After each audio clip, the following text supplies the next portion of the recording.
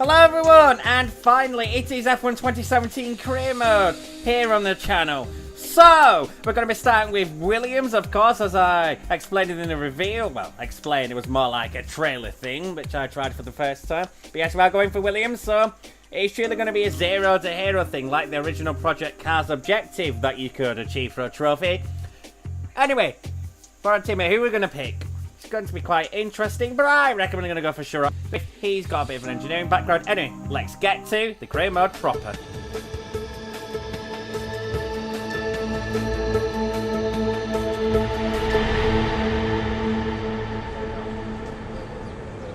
Thanks for coming by. I'm sure you're very anxious to get out on track. It's taken a lot of effort to get to F1. Congratulations. But the real work starts now.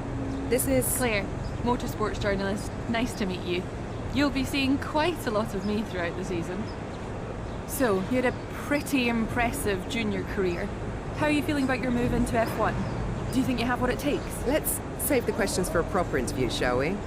I'm sure you'll have a lot more to talk about once there's been some action on track. I think we could fit you in after FP1 if you're free. That works for me. I'll grab you the second you finish on the track. Remember, the relationship you have with the team can be affected by what you say to the media. So be careful. Anyway, it's time to catch up with Carl. He's waiting for you in the data center. Good luck out there today.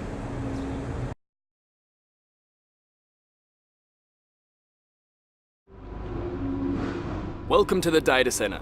Here, we've got access to all kinds of information, including car telemetry, weather, lap times, tyre wear, the list goes on. Plus, we've got a direct link back to the factory, so we're in constant communication with the team there. We need you to regularly feedback about areas of the car that are lacking and help us direct our resources in the most productive way. More effort here equals a quicker car, so it's well worth the effort. Good luck this season. Oh, and make us all look good, okay?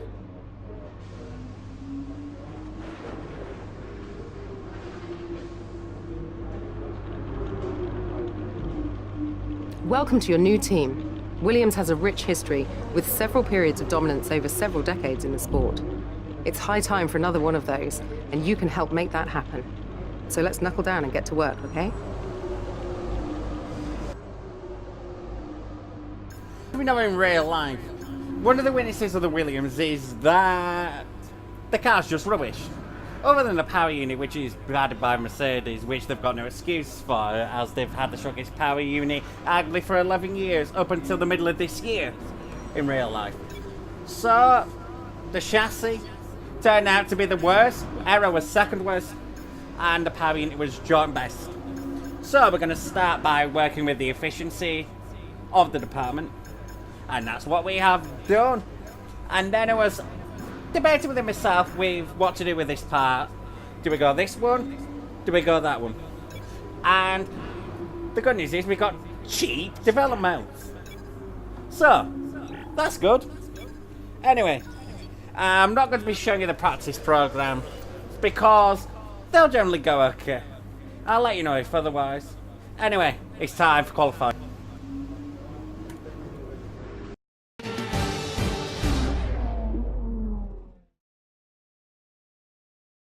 Welcome to Melbourne, where qualifying for the Australian Grand Prix should be getting underway shortly. It always looked like the kind of track that asks an awful lot of the rear tyres, such as the frequency of low-speed exits. Lots of low-speed exits means the rears are in for a lot of punishment. It's all too easy to spin them up coming out of a corner too aggressively. It might look great for us as spectators, as we love to see a car driven beyond its limits, but it's not going to result in a great long-run pace. Qualifying, here we are, coming towards the finish line now. We've decided to do a couple of laps on the prime time just to get ourselves in and see what we can do, and we earned a trophy for finally setting the lap time in qualifying competitively. And on the second lap we're actually making an improvement. We're about 8 tenths up, a bit more than that, as you can see, on the DRS, out the final column, and towards that finish line, and we're still P20. That's not really a great surprise, but we're not going to be too worried about that in any case. So, on the quali tyre, what can we do? Where are we going to be? Can we make it through to Q2 and do the impossible? Yes! P10! That's quite incredible. Anyway, to Q2 now, and now rolling time in Q2 because of the harder tyre allocation as we go through 1 now, it wasn't brilliant, and now through 2. I only have 3 sets of qualifying, and one of those sets is a Q3 only set if it makes a Q3, and if we don't make a Q3, we can only access that set in the race. Anyway, through turn 4 now, nicely on the power. Now we're heading through turn 5, which is a very tricky corner in this game, so that I managed to get it flat is quite remarkable. As we're now heading to 6, now through 7, a little bit tail happy, and now through 8. The car's trying to snap even through turn 8. And now to the brakes into turn 9. Was a little bit cautious on the brakes there, but we've managed to get out the corner nicely through 10. We give the wall a lot of respect as we now head down towards turn 11. And we're only 7 tenths down, 2 sectors into the lap. And 11 and 12 are quite nice, even though we're squirming out. So we've now lost a little bit of time then on the DRS. Now heading into turn 13. A little bit wide, locking up a little, but we've nicely made the corner in any case. Now through 14. Yeah, that's nice, which is a corner usually struggle at. Now into turn 15. A little bit wide, but there's nothing to worry about, even though we passed line exit. Now through turn 16. On the DRS. Where are we going to be? As Jeff reminds us that we've got 2 minutes left to have to serve lap time. Where are we going to be? Have we made it to Q3? No. Not really a great surprise in the Williams. Would have been nice to have done it anyway, but okay, it's not going to be. C'est la vie. But that's going to be good for us in the race because we can now pick our starting tyre. Maybe avoiding the quality tyre is something we can consider. Now, for the rivalry, obviously, we have to start with our teammate, and we're leading because we've been much quicker than Sirocco, and we maybe need to raise the difficulty a bit. Well, give it 2 or 3 races. We don't want to make knee-jerk reactions on that.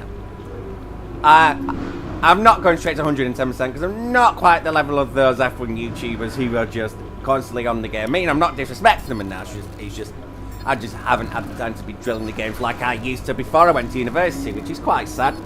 Anyway, with the resource points now, by the way, the practice programs went brilliantly, so that's nice. And now we're on 759 points. This is despite making an efficiency upgrade and buying an upgrade, which should of course come in China, as you saw. Teams are happy with our qualifying. That was quite a good performance. And with our respect level, well... Alright, I think we can call that a successful qualifying. We should be in with a good chance in the race. Got just respect. But anyway, it's time for the race.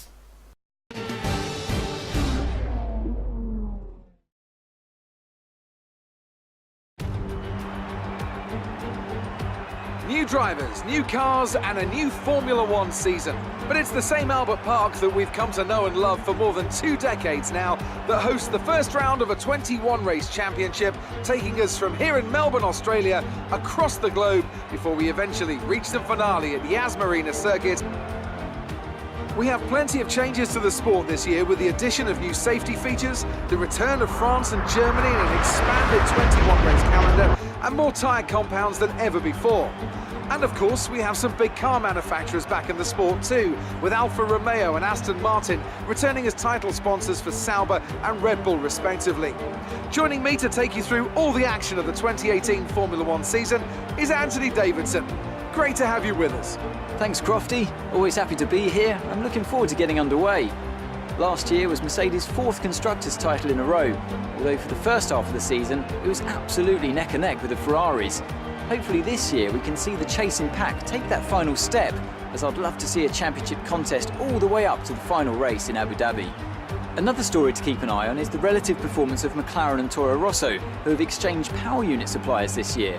And given the additional restrictions on engine components, they need to be strong in terms of both performance and reliability. With that then, let's run through the grid order. An immense lap from Lewis Hamilton yesterday puts him on pole position, edging out Raikkonen, who'll start P2. Looking down the rest of the grid we have Vettel, Verstappen, Daniel Ricciardo and Alonso, Hülkenberg, Sainz, Magnussen and Valtteri Bottas. They'll be starting further back after an earlier grid penalty. The scientist, Perez, Pierre Gasly and Van Dorn, Ocon, Leclerc, Brendan Hartley and Sergei Sorokin. Ericsson and Roman Grosjean starts from the back of the grid. And with lights out just moments away, it's time to go down to the track. We've qualified above where we expected to be, so try your best to hold on to this position in the race. Here we are on the grid for the first race of the season as a Halo blocks the man in front. The strategy is going to be option prime. It's not a very interesting strategy. It's very much expected. Our Australia, Casado in the qualifier world, pretty much enforces onto a 2, which is a bit strange considering real life, but no matter. As the lights come on now, there's 3, there's 4, and there's 5. And we are going for the F1 2018 season. And we get a reasonable start actually relative to Bottas, who has the same engine as us, as we head down towards the first corner. We switch side. And looks like we may have him and maybe Magnussen as well. And get ourselves into P9. Yes, with a little bit of tagging with Magnussen, that helps. We have to back off because of signs and we've got nowhere to go because we're a little bit boxed in. As we're now heading to turn 3. Yes, that's his place made up. No, he's going to hand it down the outside. The AI really are more aggressive and more racy this season. So, this is going to be quite interesting how to battle them. And it's a bit more human-like, I've got to say. You really have to battle them like they're actual people, not just AI. Anyway, as we now head through turn 8 now, as we are heading down towards turn 9, yeah, all is well in our world. We're holding on Magnussen for now, and we're just about holding on to this train. Whoever is holding it up, we're just about holding on. As we now head out of 10, as we now head towards the 11, 12 sweepers. We'll be able to line this up nicely. Yes, even on high fuel, we're doing okay for now on our option tyres. No DRS yet, of course. This is a DRS straight, it's still weirder than this is a DRS zone. Anyway, into 10-13. Little bit wide there, but we can get a good X from that. So Magnussen isn't going to be overtaking us anytime soon. As we now head for 14 now. That amazingly went okay. As we're now heading to 15. That took in the apex very nicely. Took in, I've no idea what I'm on about. Now through turn 16. And yes, that's the end of the first lap now. And yeah, no real complaints there. We're in P9 in the point. A little bit unexpected, but I'm not complaining. The job isn't over yet, of course, as we now head towards deeper into the lap. We're about a second behind after the second sector. Okay, I'm happy with that so far. But we're going to have to look at Magnussen behind, who has Bottas behind him. These are 2 much quicker cars than us, of course, as we now head into 13. But we've defended Magnussen beautifully there. As we now head through 14. And now onto lap 3. Okay, Ocon has a mechanical problem. That's something to take note of. Even though he is far behind, because he did start in the lower reaches of the second turn. Max is giving us a love tap as we're now heading to turn 11. And oh, we've been turned into the barrier slightly. We're looking to still have a front right wheel. Front right, front wing damage.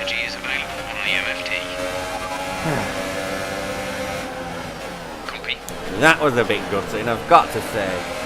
That is just life sometimes. But bear in mind, the Williams shouldn't have been there. So, eventually getting into contact, I guess it was kind of notable in a sense that David versus Goliath. Eventually the Goliath would make its move. Anyway, we're going to be coming into the pits now. We're going to try and tweak the flip out. We are repairing it, of course. Oh! It just gets worse. 5 seconds of speeding in the pit lane. Also, we're not going to save it this time. We'll save it on our next stop as we're going to the qualifying tyre. Then I presume the prime to the end. And finally away we go. Oh no. But what can we do on that one? We'll be doing one more stop today. One stop left in our strategy. The only thing we can do really is just grin and bear it, which is a little bit sad. But we're gonna press on. Okay, so we're now on lap 5. Sorry, it's just very hard to really say anything in this situation. But we have Grosjean, who is now behind us. He's made a stop. I don't know if that's because of damage or tactical. Bear in mind, he was a guy who started at the back of the grid because of penalties. I've no idea why he must have obtained a penalty, because he made it to Q3, so I'm trying to work out what it would have been. It couldn't have been new power unit components. It's round 1. And I doubt the AI are going to do our tactical stuff that we did from the F1 2017 free mode.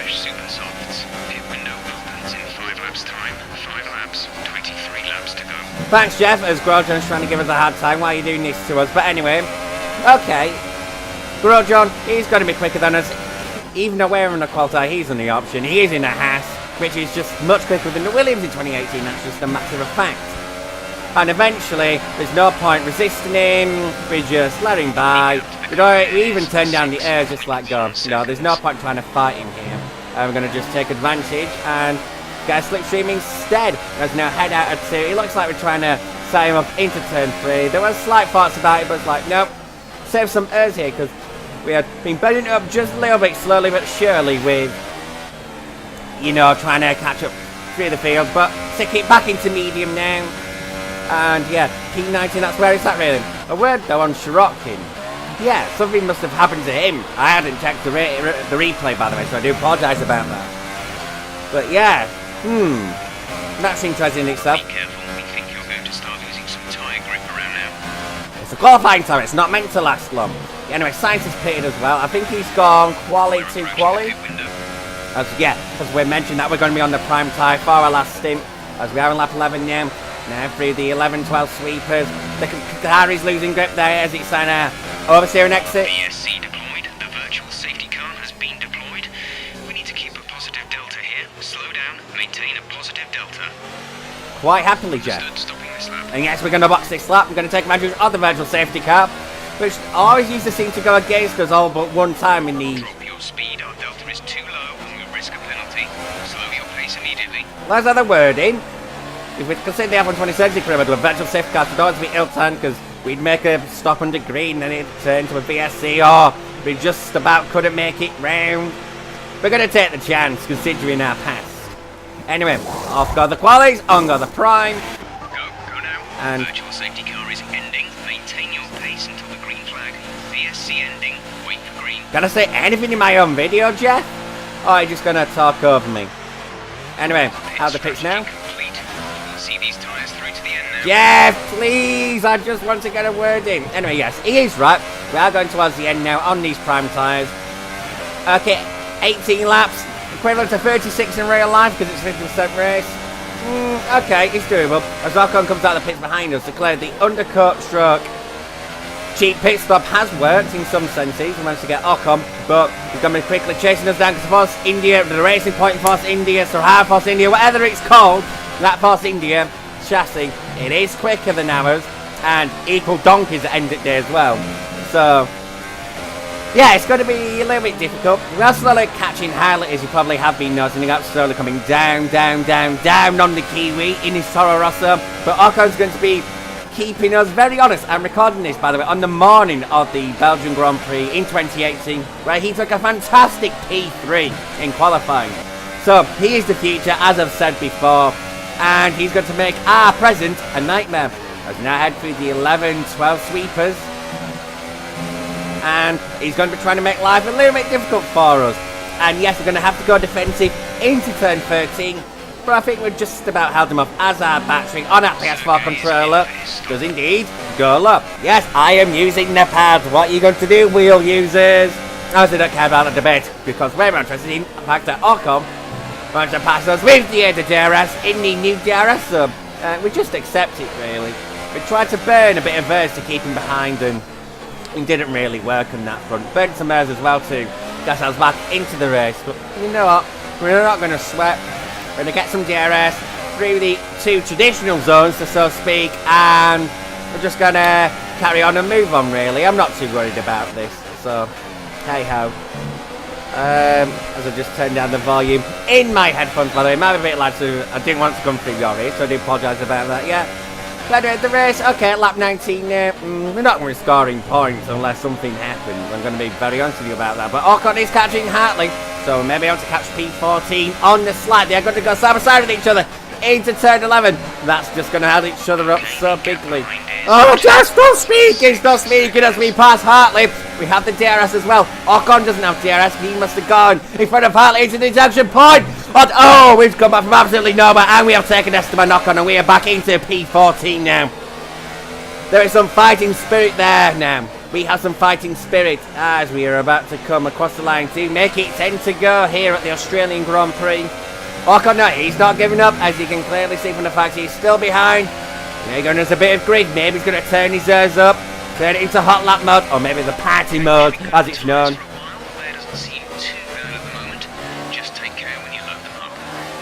As you saw that, I was taking great care of my tyres as I tried to hold up Ocon, and with just the bare place our car to make him back out. Okay. Life is going well, apart from the fact we're P14, and we're going to have to go defensive yet again and knock on into the turn 11-12 sweepers. He backs that rather than trying to go side by side as he did with Hartley, and thus not putting us back into Hartley's crown. Anyway, towards the end of lap 21, Ocon is still on us, and we have got a bit of a train behind us now. Yeah, that is how slow the Williams is. I mean, it's the slowest car in 2018. You can't really dispute that, maybe apart from the first couple of races in real life, but nah. Anyway, Ocon is going to have a go as yet again into turn 3. He tries to be inspired by David Coulthard there with his outside move on 2 cars in 2001, but no, we're just about to hold him off thanks to a little bit of argy-bargy. And still P14 is ours for now. Looks like this is our limit rail because Grosjean is nearly 18 seconds ahead, so it's going to be more of a defensive act than anything else. Yeah, we are starting to lose grip a little bit as the fact we are struggling over the curves on lap 22, and Ocon's going to have a look at us again, but we keep him behind yet again. This is good. We're able to defend, we're able to fight here. If we didn't have the Mercedes engine truck power unit, what would we actually have in this Williams? It's a good job that right now we have that power unit, so at least we can fight in a straight line if nothing else. But the Force India is the quickest car in the game. But we're going to have to defend from it very, very well. And we just about managed that. And Sainz as well is fighting Ocon too. He's eventually recovering the race. We make a haul at turn 2 thanks to the lack of grip as we have been deploying a hot lap on the airs to try and keep guys behind. Yeah, Sainz is on the option side. That's quite interesting in itself. Will he have a lot of pace in hand, or will he size deck? Bearman, he is in the Renault, so we have at least one advantage against that Renault. Straight line speed, but he's going to be on the DRS as we head down towards turn 13 now. I think that's Ocon blowing up. Ocon has blown up. The German engine has become very un-German and out of the race. Hopefully that doesn't happen to our Mercedes engine too. Anyway, folks, we'll be on Sainz as we now head through turn 16. Unstaying just a little bit, but that's okay. We get up the corner nicely. We haven't turned up the airs quiet. Yes, we have. We're on hot lap. So he's got DRS. We've got hot lap. We can hold it into turn 1 first. We managed to hold on just for now. And after turn 2, yeah, we get a good exit there, so we should be able to hold off Sainz. And I think that's what we're doing. We're going a bit defensive anyway, just in case. And yes, into turn 3. The position is still ours on lap 24. Now towards the end of lap 24, you'll be noticing one thing. The front runners are starting to come through. Now, without the incident that we would have had, we'd probably just about been able to have stayed on the lead lap through this race. Yes, Jeff, thank you for letting us know that we have 5 laps remaining and we just let Hamilton by in the most time-efficient way possible, I would hope anyway. Maybe it wasn't, I don't know. I'm going to steal a little bit of cheeky slipstream and everything. We decided to have some airs behind him, by the way, because there was no point of destroying it. Anyway, take a look here. Later on in that lap, Sainz has been spun. Maybe have contact. I think that's actually Leclerc. I don't know, yeah. Okay. I wonder what's happened there for him and Leclerc to get into contact. Is it Leclerc or Leclerc? I don't know. Oh, Bottas is out the race as well. So it's all starting to happen now, even in the lower reaches of this Australian Grand Prix. Yeah, Bottas was in front of us. That wasn't very surprising that he managed to do a massive overcut. Considering our trials and tribulations, yeah, we weren't going to be fighting with Bottas anyway, as we've now let Raikkonen lap us. I can't remember the last time I was lapped on a career mode video. In fact, I wasn't lapped in the McLaren Honda, was I? No, I wasn't. Even the McLaren Honda was actually good in 2017. Anyway, do take a note that we still haven't served the 5-second penalty because the game for some reason didn't let it serve it in the second stop, because you are allowed to serve penalties under the safety car these days in Formula 1 for whatever reason, if they're just time penalties. So, the gap is around 5 seconds with Leclerc, but he's going to be suffering lap traffic because I think he's just being lapped by Vettel. And that will have cost him some time as we now head into what will be our final lap of the race, lap 28, because of course Hamilton will be in lap 29. Yes, 6.3 seconds! The gap has been extended, and I think we just might be about to, you know, just hold on to P13. Unlucky for some, and it's no points to us. P13, as Lewis Hamilton has won the Australian Grand Prix.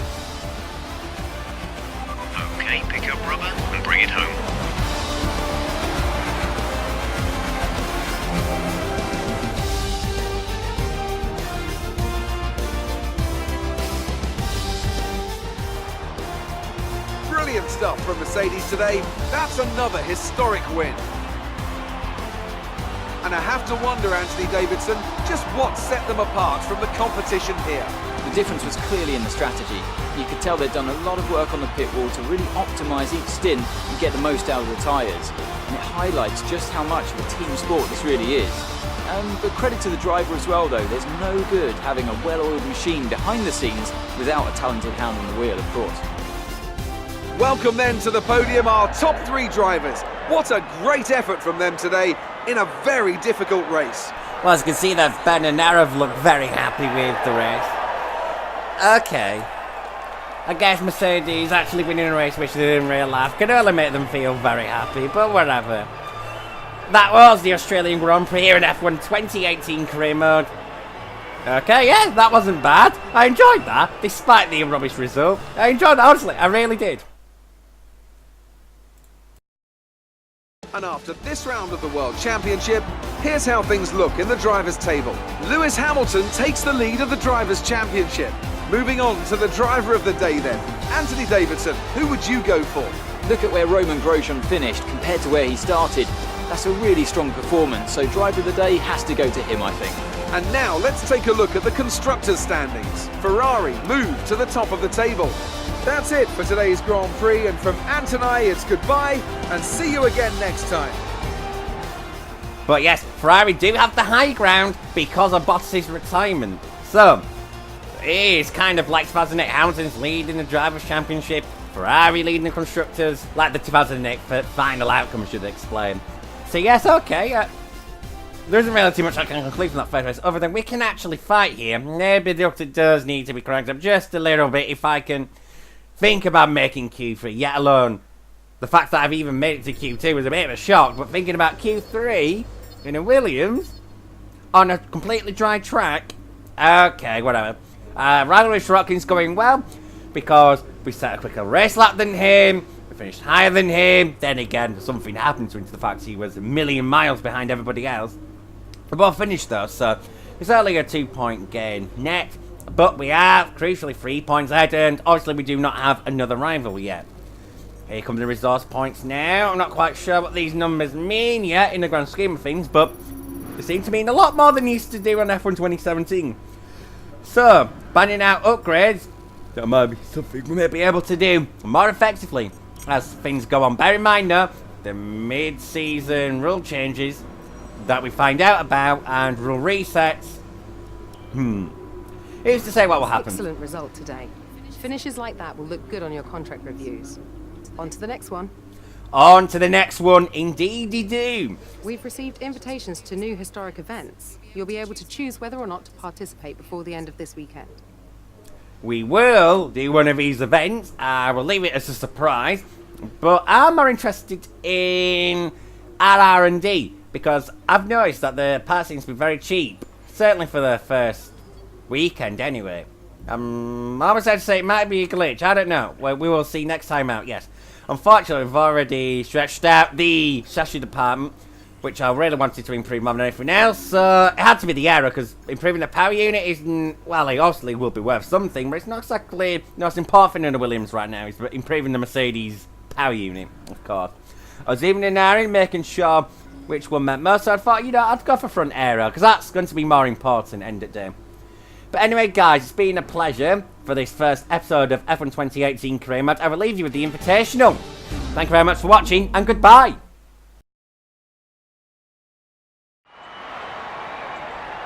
Welcome to today's Invitational event, where some of the world's finest drivers will be treating us to a special exhibition of some of the sport's most iconic cars.